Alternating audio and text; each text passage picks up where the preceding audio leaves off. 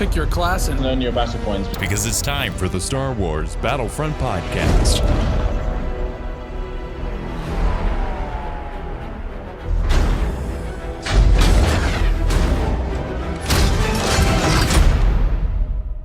Welcome to episode 179 of the Star Wars Battlefront Podcast. I'm your host, Sage Goodwin, joined by my brother and co-host, Sam Goodwin. Hello there. In this episode, we'll be going over all of the recent news on Star Wars Battlefront, some final thoughts on Fallen Order, and much more. Let's get started. So we've not done a podcast for a month, and there is a lot to go over. One awesome thing that has happened, Star Wars Battlefront Podcast is now on Instagram. And Facebook. Yes. So for a while it's been just Twitter. Twitter's where we're most active. Twitter's where the most followers are. But I thought in the new year to do something new. So Battlefront Podcast now has an Instagram and a Facebook page. The Instagram is the same as Twitter, at SWB Podcast. And on Facebook, I believe it's just facebook.com/the Star Wars Battlefront Podcast. So if those are the ways that you enjoy keeping up to date on Star Wars stuff, Battlefront stuff, definitely give us a follow over there. We'll be posting clippets of the show. We'll be posting memes of Battlefront, Fallen Order, and Star Wars there, as well as a number of other things as far as like gameplay clips and captures. So we want to do something different than what we're doing on Twitter. So we're doing a wide variety of things for our Instagram and our Facebook page. So if that sounds interesting to you, definitely give us a follow. Another thing that I would like to ask you, the listener, what kind of content would you like to see from the YouTube channel? I want to get more involved in that as well. When we first started the YouTube channel, we did a lot of different kinds of content on there.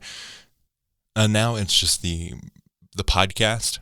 The whole audio is uploaded to YouTube as well as all the other places. But what kind of content would you like to see over on YouTube? Definitely let us know on Instagram, Facebook. Twitter is the most active place. Posting stuff on there every single day, pretty much. So definitely let us know that. We'll be getting an office sometime soon, so we'll be able to have a place that has actually fast internet. So with that, I'm thinking maybe doing some streams too. I think that could be pretty fun. But yeah, let us know on the comment section of this video if you're listening on YouTube. If you are listening on just on your ride to and from work, to and from school, when you get to where you're going, let us know what you'd like to see on our YouTube channel. Now let's get into the main meat of the show, starting off with the community calendar for the month of January. Starting January 10th through the 13th, we've got the Fast Spawn event. A fast spawn rate of 1 second will be active across all modes for this weekend. I personally would like a fast spawn constant. One of the gripes that I have with Battlefront is the speed at which you go in and out of game modes with, especially if you die. If you die, you have to wait 10 seconds to get back into the swing of things. And while that doesn't seem a lot, if you're just looking at it, as gamers, those 10 seconds can mean everything. It'd be nice to see like how it plays out in the game. Like I don't know, in some circumstances, it's definitely a game balancer, so you don't have, troops just flooding. But it's cool to see like how it equates in the game, and if it is really successful in the fast spawn event, maybe they could potentially lower the spawn time in the real game. I think it would be something that the community would really enjoy. From January 17th through the 20th, we've got the Battle Point event for reinforcements. Lower battle point costs for all reinforcements and increased numbers allowed on the battlefront. This is one of my favorite kind of events. This and the Heroes Unleashed are my two favorite events for the game, just because it allows for such interesting gameplay. I know we've said this before, but I would really enjoy a reinforcement only, like heroes versus villains. Yeah, that'd be really cool. Maybe just, test it out as a limited time only game mode. Yeah, that'd be cool. But yeah, this is one of the better community events, I would say. I mean, it's nice to have the triple XP, but like just, that's just on top of the game, so it's just normal. But I like to see these kind of unique additions in the, the calendar. Definitely. And then from the 24th through the 27th, we've got the Night Ops. All modes will feature a dark mode map rotation. Assault modes will also have fast spawn rules activated. And then every Wednesday, they've got the midweek boost, double XP, every Wednesday for 24 hours. Definitely a nice wide variety of events for sure. It's like, once a week there's something different going on. Definitely. And plus the double XP on every Wednesday, like you said, and the triple XP. I think that's already happened, right? Yeah. The triple XP was at the beginning of the month, from January 3rd to the 6th. So that was really good to get I took advantage of that, and that was really good to get some extra XP there. Especially for the hero modes, now that they have the no cap. So you can definitely farm a lot on that for sure. Mm-hmm. I was playing co-op on the new sequel trilogy maps. With the update in December, we got the ability to play Agent Claws on co-op, as well as a handful of the sequel trilogy maps. And my goodness, have I been having a blast playing those. But for that, I was having I was leveling up like every single second, it seemed like. It was just so speedy. Because as we're recording this is Tuesday at 7 o'clock, and I was playing a bit earlier, but it was at that time point where it was Wednesday, wherever they count it to be Wednesday. So it was a nice double XP, I believe, because I was getting an insane amount of experience. Speaking of which, between last episode and this episode, we've gotten some new reinforcements. So for this update, we got technically 4 new reinforcements, 2 on each side. One is just a revamp, but it's so different that I'm still counting it, and that's the new rocket troopers. They have been changed drastically. They're more like Boba Fett in their jetpack abilities. You have a lot more mobility, and you can stay in the air much longer now. Yeah, I haven't personally played them, but I did see some gameplay, and their weapon even looks really nice too. Sound like Jeff Goldblum there.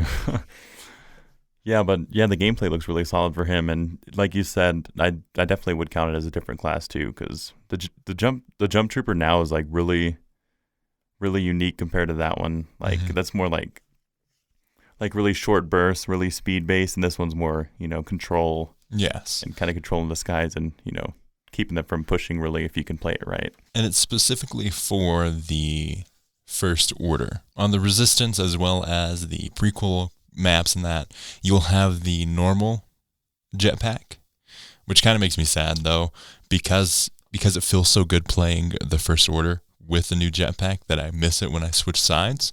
But there is definitely it makes sense because the Resistance is more of that scrappy kind of the feel, and that jump pack trooper definitely captures that feeling. And it's cool that it doesn't equate to the other side too, because normally we see reinforcements matching each other. Mm-hmm. So there's some uniqueness to this. So you don't. If you want to play that unique class, you'd have to play the other side. So it gives you some more playability on each side too. Definitely. The other one that was added is the Sith Trooper. This merciless trooper excels in speed and advanced weaponry to hunt down and destroy anyone that stands in their way. It's got an ability called Combat Rush, which will boost the sprint speed of the Sith Trooper, defeat enemies while it's unable to trigger health regeneration, and extend the time of the combat rush. The second ability is Seeker Tactics, and it allows the Sith Trooper to scan nearby area to reveal the 4 closest enemies. Defeating more enemies will reveal more. And the third ability is the Oppression Grenade. This is a grenade that damages any nearby enemies as well as blocking their ability to recover health for a short period of time. That one right there is the best ability for that reinforcement. I'm not a huge fan of it. I've played it several times, and I find when I have the credits, I will go for the new Jump Trooper over the Sith Trooper, unless of course it's the only one available. Right. Yeah, this one looks really cool too. A really cool skin. Like the red looks really good. I mean, it's kind of a sore thumb sticking out, but he's kind of a tank, so he can really take that attention. But yeah, the abilities are really unique too. Like the reveal more as you kill more. That's kind of like reminiscent of Bosk, his kind of passive in Battlefront 2015. So that's really cool. And the grenade's really cool. Like, it stops them from regenerating. Never seen anything like that either. It's kind of like the reverse of the back-to-bomb almost. On the Resistance side, my favorite of this update, hands down, even over the Jetpack Trooper, is the Ovician Gunner. Now, when I first tried it out, I was like, okay, it's just basically the heavy trooper, but it is so much more than that. It's a tank. It has 3 abilities, obviously. She's got a charge ability. She charges forward, and then as she slams into the enemy, it knocks them down. But I've had, if you hit one straight on, if you hit just like regular assault trooper, it could kill them. I've done it in co-op several times. Her second ability is my favorite of the 3, is a defensive stance. It cools her weapon, which is a modified Z6B rotary cannon, and any damage dealt replenishes health for both herself and nearby enemies, or nearby allies. And then her third ability is she switches her modified Z6B rotary cannon into an anti-armor mode, kind of like what the heavy trooper has with the charged bolts. This is another really unique looking reinforcement too. Mm-hmm. Like all of them look really unique and cool. Yeah, but definitely the second ability I'd say is the best. That sounds really, really good. It is very, very helpful on the new map, Aegon Kloss. If you are the resistance defending, very, very handy. Like that I was playing just earlier today. Maybe it was the third or fourth round is in the caves by the ship. That is the hardest one as the resistance, because it's the last push. There's only one capture point, only one command post, and they can spawn around you on all corners. So you really have to set up and make sure that you gun them down as much as possible. Super, super handy. I got like 69 kills and 28 assists in that game, and I had 96,000 battle points. The next one for the final one for the resistance is the KFX Spy. This one I'm not super impressed with. He's pretty weak, at least how I play him. I haven't played a whole lot of him because usually when I have the opportunity, I don't play him just because of the limited time I've had with him. Usually I'll go for the gunner. But the KFX Spy has 3 abilities. Close proximity to an enemy will prove to be the opportune time to activate the truncheon attack ability. So this extends a little like baton in his left hand to hit with. That's all. So you can activate it with one of the bumpers, one of the keys, or you can activate it the same way that you would a melee hit. So there are 2 ways to activate it, kind of like the Droidekas and its sprint ability. And the rolling. The next one is the scanner beacon. Deploy a decoy that relays enemy locations and disrupts their scanner to display a false enemy. This one's pretty handy. If deployed outdoors, it can be used to call in a remote bombardment.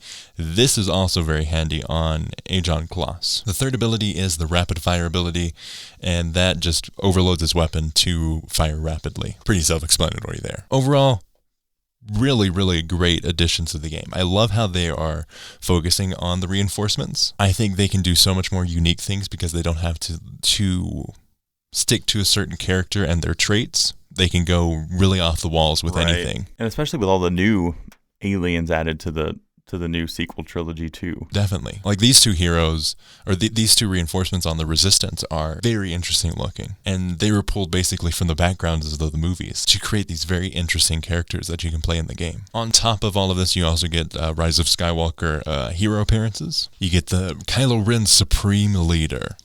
As he ultimately took the place of his master, Kylo Ren claimed his identity and repaired the once shattered mask. You also get the Finn Resistance Hero skin, as well as the new Rey Jedi skin. I was really underwhelmed by these skins here. The Rey one literally looks like the default skin. There's like minor differences in like she has a longer V-neck, and the bandages are a little shorter in the new one. But basically the same. You're paying like, 80,000 credits to have a default skin. I don't know if it's that much, but I think if it was is, 70. That's it was an epic. Steep. But yeah, that was ridiculous. And Finn, I mean, he looks different from the previous ones, but it's still pretty. I think Finn is the most changed because... Yeah, it probably looks the best because Kylo it's Ren's, a lot different. Kylo Ren's pretty similar to the rest. Basically too. the mask. Yeah, it's like the capeless one. So they're 40,000 each. Okay, 40,000. But the Kylo Ren's like the scarred one skin, but with the mask on. Yeah, so it's pretty interesting. Not like groundbreaking like we've had previously with their like General skins. Grievous was probably the best Yeah. case of skins. But they couldn't really do anything when at the time that this update came out because of spoilers and Right, that is true. the timing of it. Maybe they could have just delayed the skin release till afterwards so we could get some cooler skins. But to be honest, these 3 are like the furthest from what I want skins added. So I don't really mind. Yeah, as far as like people in Battlefront that I want more skins for, I mean, I knew they were coming, but they are at the top of my list. As I mentioned earlier, I've been playing a crap ton of the Rise of Skywalker updates co-op for the new trilogy. I've kind of been cheating though. I've been starting a game, and if it's not Aegon Class, I'd quit it out for like the first week that these came out, just because I wanted to play as much as possible on the new map, because it's not on instant action quite yet. That'll be coming later this month. But after I got my fill of Aegon Class, I just started going through the rotation, and my goodness, it is so much fun. So imagine the gameplay style of co-op, but a new, fresh way of playing it with the new reinforcements, as well as the different heroes and villains and the different maps for the new trilogy.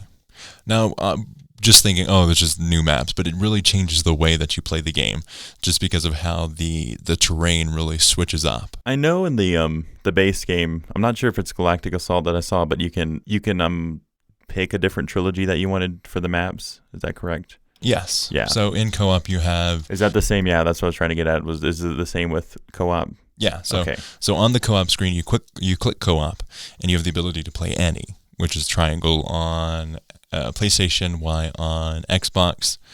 I don't know what it is on PC. Yeah, I feel like that would, at least right now, would probably be pretty easy to get in the game, but later, you probably want to just click the any, because that's pretty specific, and you probably wait 5 to 10 minutes to get in the game. The wait's not been... I mean, eventually, like, probably the new trilogy or the new Rise of Skywalker is going to be pretty popular in the game. Probably everyone's going to be picking that, so it wouldn't be too bad. Yeah, but you have the ability to play as the Resistance. You have either good or bad on both the sequel trilogy and the prequel trilogy options. So you can play, I want to play specifically starting off as the Resistance or the First Order, as well as the Republic or the Separatists, and then there's the option to play any. And yeah, that's really nice too, because you basically just roll the dice and hope you got, if you wanted to play a new villain, the bad guys, or if you wanted to play the new map, you kind of hope that you got that. So yeah, that's kind of nice. And they did this with Battlefront 2015. Eventually, they kind of added some customization, but definitely not to this point. So it's really nice addition for sure. Yeah, it's really good.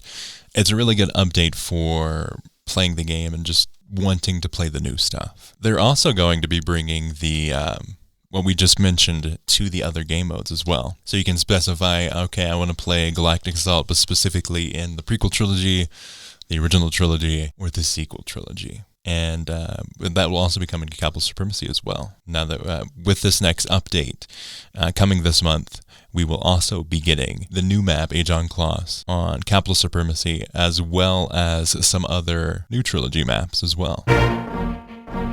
Not exactly what I was hoping for, but it really gets the job done. Mark objectives. This is something I greatly enjoy in Apex, the ability to mark enemies and objectives where I want to go. And like the pinging the items too and stuff like that. This takes that idea and dumbs it down, kind of like what they did in Battlefront 2015, where you can specify which point that you're going to go to.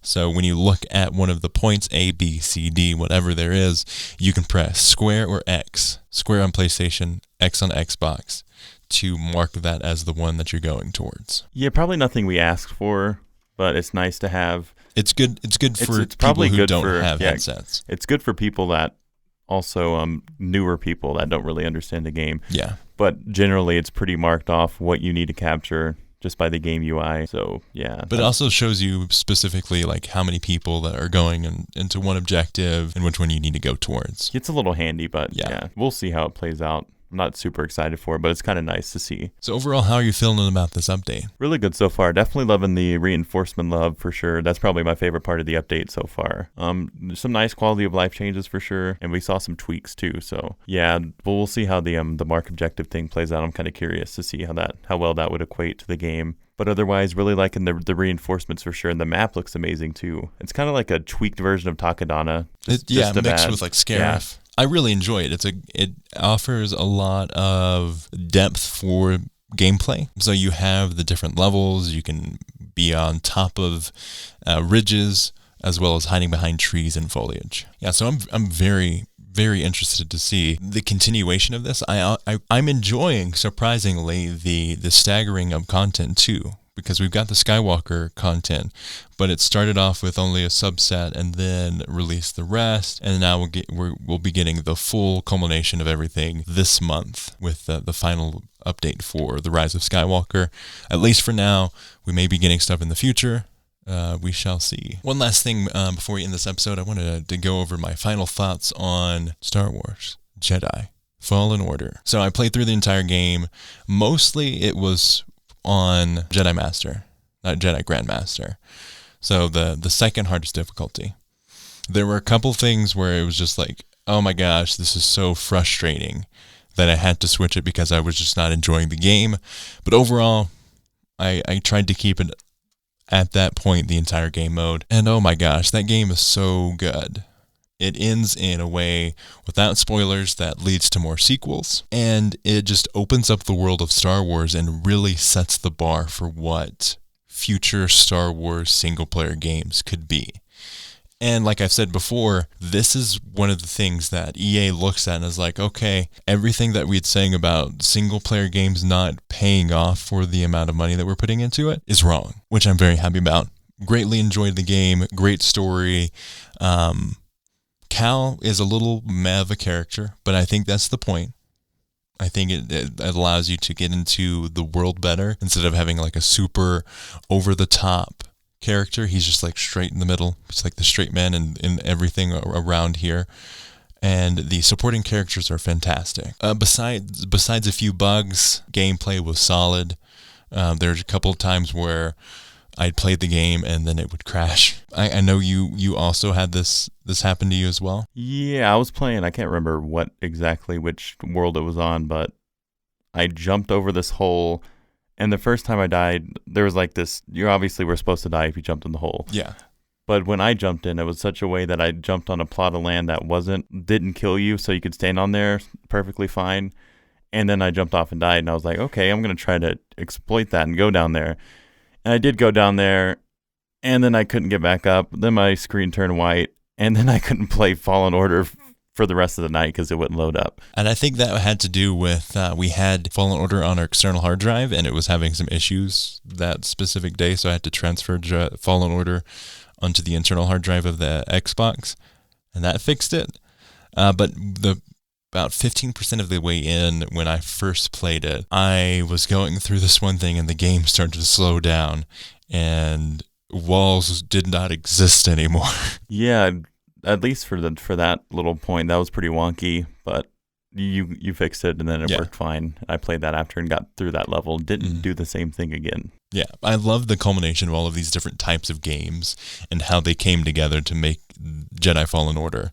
Like, it takes pieces from all of these beloved games and franchises, throws them in a pot, puts the great gameplay and the solid combat of Respawn, and out comes a delicious bowl of Jedi Fallen Order soup. So greatly enjoyed it.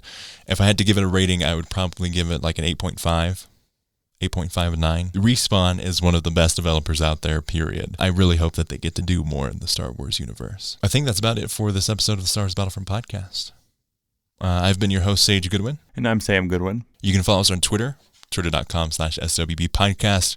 We're at SWB Podcast on there, as well as on our new Instagram. Definitely give us a follow if that's something that you're interested in, as well as on Facebook. The Star Wars Battlefront Podcast is on there as well. Look at us. Look at us. Hey, look at us. Look at us. Huh? Who would have thought? Not me. We're on the platforms. We're making the rounds. 2020 is going to be a great year. We have a lot of plans for the podcast and plans for growth and plans to get back to weekly podcast episodes. And probably as soon as we get done recording this, I'll wake up in the morning and the update will be announced, as well as a new trailer or something. But for now, if you'd like to support this show, so you can support us on Patreon, patreon.com/battlefrontpodcast, like friend of the podcast, Joseph Loera. Thank you so much for your donation. You can also support us on PayPal, paypal.me/tie-dye sheep, TYEDYESHEEP, like friend of the podcast, Daniel Schilling. Another way you can support the show is through Cash App. Like friend of the podcast, Eric. That is on there. Instead of @ they've got $, so it's $SWB podcast. Or a completely free way you can support the show is through leaving us a review on Apple Podcasts, iTunes, wherever you listen to podcasts. It would be greatly appreciated if you drop us a review, lets us know your thoughts, and lets other listeners know what's going on through the podcast. Our YouTube channel is youtube.com/the Star Wars Battlefront Podcast, and our Gmail is battlefrontpodcast@gmail.com. Send us an email with your thoughts on the show, future topic ideas, as well as your thoughts on what we've discussed. Also, if you're in the UK, we're planning a trip up there in March. We want to do a tour of the UK. We'll be stopping around. We'll be flying into London and going through Scotland and some Ireland as well. So if you're a Battlefront Podcast listener in the UK, let us know. And we'll try and get something scheduled up, go to a pub or something, restaurant, have some fun. You can listen to the show on iTunes, SoundCloud, Stitcher, Google Play, YouTube, wherever you find podcasts, you can find this show. Also, on YouTube, let us know what you'd like to see from us going forward, some of the content that you'd like to see us discuss in video format. As always, thanks for listening. And may the Force be with you.